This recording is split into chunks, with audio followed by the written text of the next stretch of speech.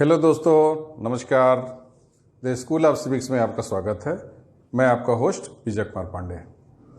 काफ़ी गैप के बाद आप लोगों से रूबरू होने का मौका मिला। कुछ विशेष कार्यों में व्यस्त होने के नाते वीडियो थोड़ा लेट में आ रही है, लेकिन अब आप लोगों को ऐसे शिकायत का मौका नहीं मिलेगा। रेगुलर बेसिस पर आप लोगों को वीडियो मिलते रहेंगे। अक्टूबर का महीना आ गया। जैसा पहले इंटरेक्शन हुआ था, आप लोगों से चर्चा हुई थी, मुझे एक विश्वास है कि आप बहुत सारे जो एस्पिरेंट हैं पीजीटी और टीजीटी के, वो पढ़ाई तो शुरू कर दिए होंगे। जो सुगबुगाहट देखने को मिल रही है समाचार पत्रों के माध्यम से और यूट्यूब चैनल्स में जो अपने साथी हैं उनके माध्यम से, किस महीने में पीजीटी की बम्पर वैकेंसी आने वाली है। इसलिए आप लोग तैयारी में जो अभी तक नहीं लग पाए हैं और शुरू कर दें तैयारी। जो लोग कर रहे हैं उनको ढेर सारी बधाइयाँ, सफलता उनके कदम चूमेंगी। दोस्तों, पिछले हमने 1-2 वीडियो डाले थे, उस सिलेबस पे चर्चा किया था। कई हमारे साथी जिनसे इंटरेक्शन होता रहता है उन्होंने सिलेबस के बारे में पूछा। क्योंकि हमारा सिलेबस बनाने का जो भी वीडियो मैं इसके पहले बनाने का रहता है, वह एक एक पॉइंट को लेकर के मैं आप लोगों के साथ डिस्कस करता हूँ कि क्यों इम्पॉर्टेंट है, क्या इसमें इम्पॉर्टेंट है, क्या छोड़ना, क्या पढ़ना है। इस नाते थोड़ा सा डिलेड हो गया था। बीच में मैंने रिकॉर्डिंग करी थी, लेकिन कुछ टेक्निकल प्रॉब्लम की वजह से वो आप लोगों को डिलीवर नहीं हो पाया, तो मैं उसको जल्दी ही उसको पूरा कर दूँगा।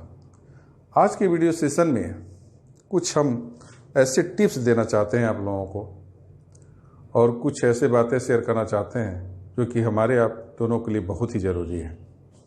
सबसे पहले कि इस बात की तो हमने चर्चा कर ही चुके हैं कि क्या पढ़ना है, और आप लोग पता भी होगा, क्योंकि आप सभी लोग जो लोग भी पीजीटी या टीजीटी तैयारी कर रहे हैं, ग्रेजुएशन या पोस्ट ग्रेजुएशन तो किए ही होंगे और अपने सब्जेक्टों में महारत हासिल कर रहे होंगे या किए होंगे। केवल बस उसको दोबारा पढ़ना है और नए तरीके से पढ़ना है, कंपटीशन के हिसाब से पढ़ना है, न कि एकेडमिक क्वालिफिकेशन लेने के लिए पढ़ना है। क्योंकि 3 घंटे के पेपर और 1-1.5 घंटे के 2 घंटे के पेपर में बहुत ही अंतर होता है। यह बात मैं पहले भी कहा हूँ, आगे भी कहता रहूँगा, बताता रहूँगा आप लोगों को। तो सवाल ये है कि कैसे, कहाँ से शुरू करें। दोस्तों, हम लोग का सब्जेक्ट यानी कि पॉलिटिकल साइंस ऐसा सब्जेक्ट है कि कुछ समझा तो जा सकता है, लेकिन कहते कॉन्सेप्ट क्लियर होना चाहिए, वो होना चाहिए। लेकिन जो मेरा पर्सनल व्यूज है उसमें बहुत सारी चीज़ें ऐसी हैं कि जब तक आप उनको याद नहीं करेंगे, तब तक वो आपके मेमोराइज जब तक नहीं करेंगे, तब तक वह सही तरीके से उस विषय की तैयारी नहीं हो सकती है। अब जैसे कोई चीज़ डेट है, कोई फैक्ट्स दिया हुआ है, कोई डिफिनीशन है, किसी बुक्स के नाम है, उसमें कौन सा आप कॉन्सेप्ट क्लियर कर लीजिएगा। तो हो सकता है कुछ विषयों में, जो भी विज्ञान के विषय हैं, उनमें कॉन्सेप्ट क्लियर होना आवश्यक है, लेकिन जो विषय हम लोगों का पॉलिटिकल साइंस, इसमें बहुत सारी चीज़ों को आपको रटना पड़ेगा। बहुत लोगों को एक बार में पढ़ने से याद हो जाता है। जिनको एक बार में पढ़ने से याद हो जाता है उनके लिए कहेंगे इनका कॉन्सेप्ट बहुत क्लियर है, और कई लोगों को 3-3, 4 बार, 4-4 बार, 5-5 बार रटना ही पड़ेगा। बुक्स के नाम आपको याद करने ही पड़ेंगे, डिफिनीशन याद करनी ही पड़ेंगी, कौन सी घटनाएं इंटरनेशनल इंटरनेशनल पॉलिटिक्स में, वर्ल्ड में हुई हैं, उसको आपको याद करना ही करना पड़ेगा। बिना याद किए मेमोराइज नहीं होगा, सामान्यतः नहीं होता है, और कुछ लोगों को हो जाता है। तो मैंने पहले ही कहा कि वो बधाई के पात्र हैं, निश्चित ही वो सर्वश्रेष्ठ विद्यार्थी हैं।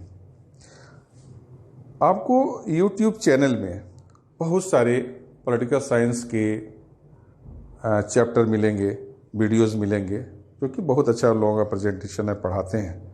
लेकिन मेरा जो उद्देश्य है आप लोगों को, मुझे अपनी विद्वता को श्रेष्ठ करना आवश्यक नहीं है कि मैं बहुत विद्वान हूँ, बहुत जानकार हूँ। मेरा कोई मकसद नहीं है। पहले ही कहा था कि मेरा एम केवल यही है कि आप लोगों को इंटरव्यू तक पहुँचाना।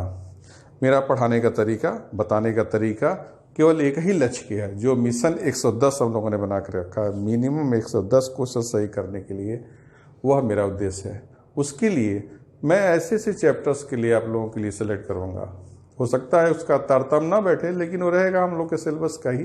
कभी पब्लिक एडमिनिस्ट्रेशन से भी ले सकते हैं, कभी इंटरनेशनल रिलेशन से, ऑर्गेनाइजेशन से, कंपैरेटिव पॉलिटिक्स या पॉलिटिकल थ्योरी से, जो जैसा भी आएगा, जैसा भी मुझे दिखेगा कि यह बहुत ही आवश्यक है, जहाँ से कम एक क्वेश्चन उठ सकते हो, वह चैप्टर को मैं पहले शेयर करूँगा।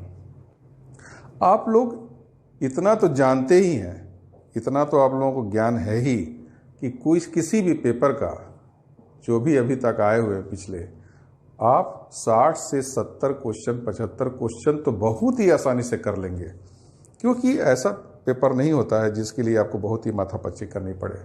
अगर आपने एक समान स्तर से पढ़ाई करी है तो 60-70 क्वेश्चन तो कर ही लेंगे।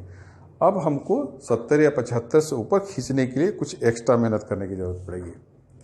उसके लिए ही मैं आप लोगों को सहयोग करने के लिए आया हूँ। एक चीज़ और कहना चाहता हूँ दोस्तों, जितने भी वीडियो मैं डालूंगा या डालता रहूँगा, मैं कभी किसी से नहीं कहता कि आप हमारे चैनल को सब्सक्राइब करिए, हमारे वीडियो को लाइक और शेयर करिए। दोस्तों, थोड़ा सा रूड जरूर लगेगा आप लोगों को, लेकिन मैं चाहता हूँ अगर आप लोगों को सचमुच में सिलेक्शन लेना है, आपको लगता है कि मेरे द्वारा आप लोगों को फ़ायदा हो सकता है, तो आप ज़रूर हमारे चैनल से जुड़िए। मैं भीड़ इकट्ठा करना नहीं चाहता हूँ। मुझे 20 स्टूडेंट, 30 स्टूडेंट ऐसे मिल जाए तो मैं उन्हीं के लिए उतनी ही मेहनत करूँगा जैसे लोग 1000 स्टूडेंट के लिए करते हैं। मुझे 20-25 ऐसे मिले जिनको लगता हो कि मैं आप लोगों के लिए फ़ायदेमंद हो सकता हूँ, वो मेरे ऊपर विश्वास करते हैं, तो मैं ऐसे स्टूडेंट के लिए जी जान लगा दूंगा उनको तैयारी कराने के लिए। और मैं अब भी गारंटी देता हूँ कि अगर आप लोग सहयोग किए तो आप लोगों को इंटरव्यू तो देने को मिलेगा ही मिलेगा।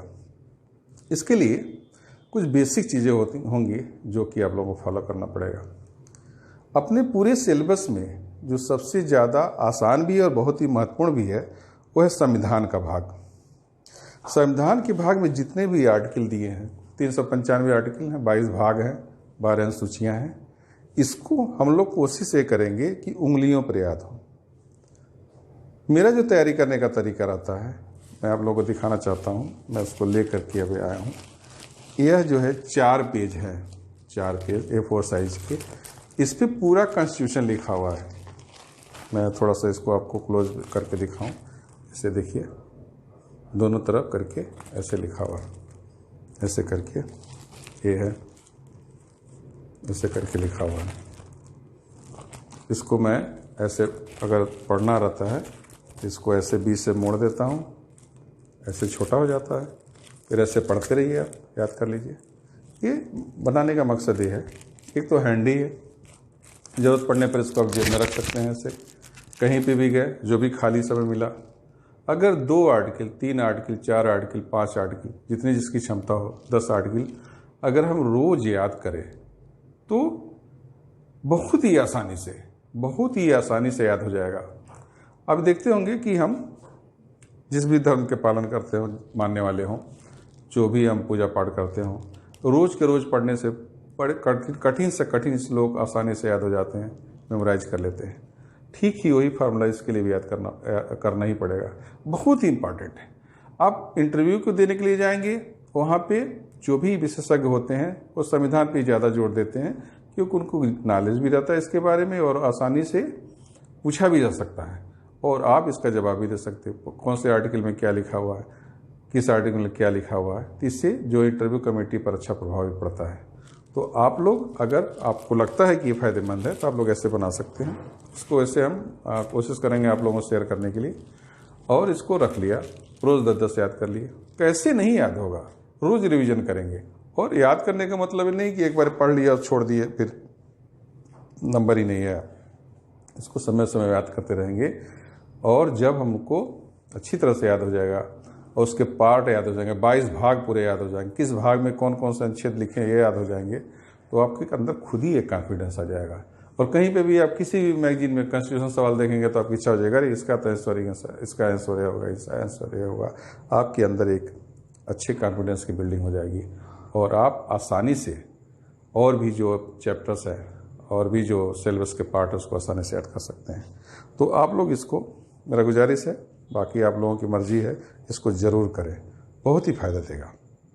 आप छोटा सा मान लो कोई भी आर्टिकल रहता कि अस्पृश्यता का मूलाधिकार का अस्पृश्यता सिद्धांत किस अनुच्छेद में दिया हुआ।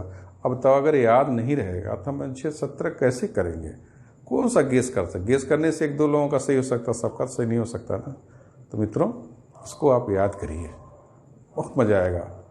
अगर याद करने की बहुत लोगों की आदत नहीं होगी, जो भी तरीका आपको लगता हो कि हम ऐसे इसको मेमोराइज कर सकते हो, ये अख्तियार करिए, लेकिन करिए, कैसे भी करिए।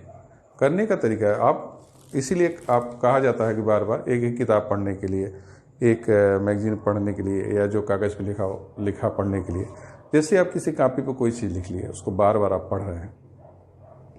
कभी कभार जब परीक्षा के समय में आपका कुछ इसमें डाउट होता है, तो एक बार आप सोचते हैं कि वो उस कॉपी मैंने लिखा था, उस पेज पे लिखा था, उस पेज पे यहाँ पे लिखा हुआ था, उसके नीचे ऊपर नीचे है। जब कुछ लॉजिक करते हैं तो चीज़ें तुरंत याद आ जाती हैं।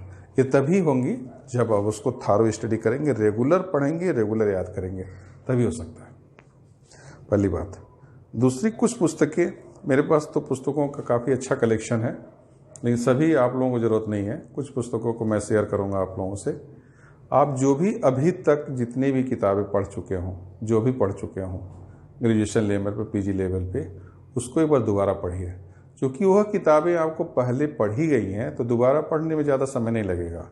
क्योंकि सभी जो चीज़ पुरानी चीज़ें, स्टैटिक चीज़ हैं, वो तो बदलेंगी नहीं। अब पॉलिटिकल थ्योरी है, जो है वही रहेगा, उसमें तो कोई चेंज होने वाला नहीं है कि हम कहें कि लेटेस्ट एडिशन इसको आपको पढ़ना है। आपके पास जो किताब है उसको एक बार पढ़ लीजिए, जिस भी राइटर के हों, अच्छे ही राइटर के होंगे, क्योंकि हर यूनिवर्सिटी कॉलेज अच्छे राइटर की किताबें ही रिकमेंड करता है, और आप भी पढ़े होंगे।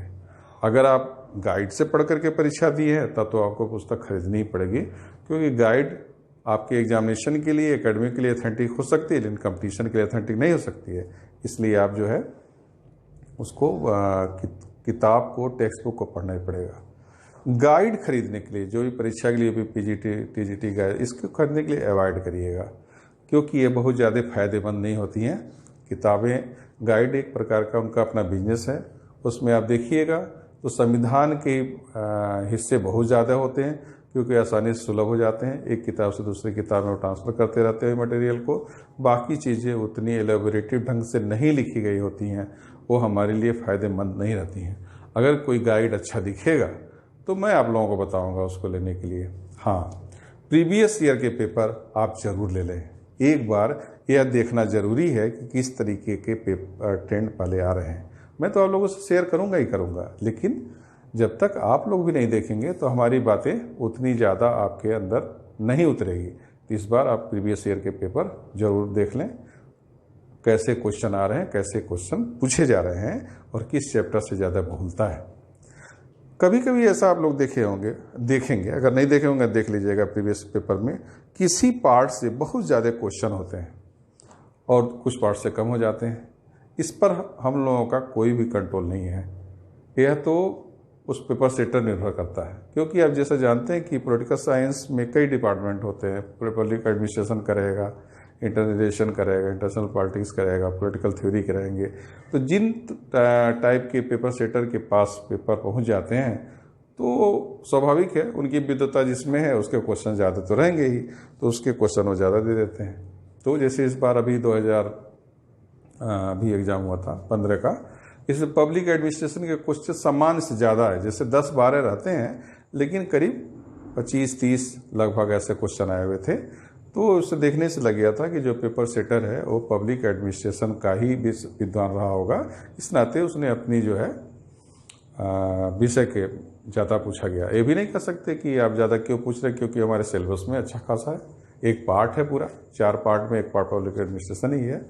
तो इस तरह की संभावना हो सकती है, संभावना कि कभी क्वेश्चन ज़्यादा हो जाए। इसके लिए हमको तैयार रहना पड़ेगा। इसकी स्ट्रेटेजी हम लोग बनाएंगे और उसको समय समय पर रिवाइज करते रहेंगे।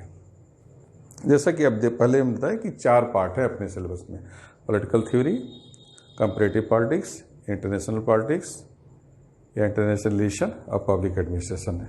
इंटरनेशनल पॉलिटिक्स रिलेशन में थोड़ा सा पार्ट करेंट का भी रहता है। एक दो क्वेश्चन रहते हैं, जैसे कि वर्तमान में कभी कभी आ जाता है अमेरिका का उपराष्ट्रपति कौन है, राष्ट्रपति कौन है, इसके पहले कौन थे, इस तरह के ऐसा आ जाते हैं। तो इसको आप करेंट भी बोल सकते हैं या समानता, क्योंकि हमको लोग कॉन्स्टिट्यूशन पढ़ना ही रहता है, अमेरिका पढ़ना है, फ्रांस पढ़ना है, चीन पढ़ना है, भारत का पढ़ना ही पढ़ना है। तो उसमें से क्वेश्चन अगर आते हैं तो हम करेंट भी कह सकते हैं या फिर कह सकते हैं कि वो तो हम संविधान ही हमको पढ़ना ही पढ़ना है। एक महत्वपूर्ण बात आप लोगों से शेयर करना है, इसको एकदम बिल्कुल ध्यान से सुनिएगा। मेरे बोलने से केवल काम चलने वाला नहीं है।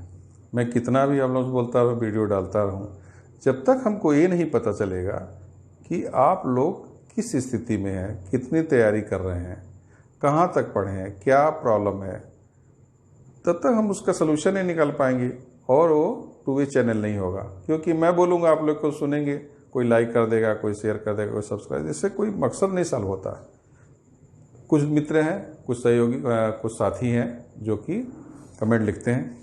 मैं आप लोगों से गुजारिश करता हूँ कि आप लोग लिखिए, सब्सक्राइब करना ही आवश्यक नहीं है। जब तक आप कमेंट में लिखेंगे नहीं, अपनी ज़रूरतों को बताएंगे नहीं, कोई दिक्कत है उसको शेयर नहीं करेंगे, क्या आपकी स्ट्रेटेजी है उसको नहीं बताएंगे, तब तक सही तैयारी हो ही नहीं सकती है। मैं कब तक आप लोग बताता रहूँगा, हाँ हमारी बात आप लोगों को कितनी पहुँच रही है, हमारी बातें आपको समझ में आ रही नहीं आ रही हैं, ये सब चीज़ें जब तक आप लोग लिखेंगे नहीं तब तक नहीं आएगा। कमेंट नहीं लिखते हैं आप, कुछ भी लिखिए ना, आखिर मैसेज व्हाट्सएप पर तो भेजते ही भेजते रहते हैं, फिर इसमें लिखने में क्या दिक्कत है। कोई ज़रूरी नहीं है कि आप सही ग्रामेटिकल या अंग्रेजी लिख रहे हैं कि नहीं लिख रहे हैं, भाव समझ में आना चाहिए। नहीं भाव समझ में खुद ही मैं रिवर्ट करूँगा। जितने लोग मैसेज भेजते हैं मैं तुरंत रिवर्ट करता हूँ कि आप क्या जानना चाहते हैं, कि आप क्या ये तो नहीं पूछ रहे हैं। पूछो महाराज जी, पूछिए, बिना पूछे कैसे काम चलेगा। हम कैसे जान पाएंगे कि आप लोग कितनी तैयारी कर रहे हैं, कहाँ तक पहुँचे, क्या पढ़े हैं, क्या नहीं पढ़े हैं, कौन सी बुक्स आप लोगों के पास है, कौन सी नहीं है, क्या नहीं है। करिए आप लोग, मैसेज करिए, मैसेज भेजिए। जितना ही भेजेंगे उतना ही हमें लगेगा कि हमारी बात आप लोगों के पास पहुँच रही है। इसके बाद मैं नेक्स्ट वीडियो में अपना टॉपिक शुरू करूँगा। पहले मैं सोचता था बड़ा रखने के लिए, लेकिन मैं छोटे छोटे वीडियोज़ में आप लोगों को शेयर करूँगा, जिससे कि आप लोगों को बातें समझ में भी आ सकें और उस पर आप लोग अपने कमेंट भी दे सकें। ठीक है गाइस, मिलते हैं।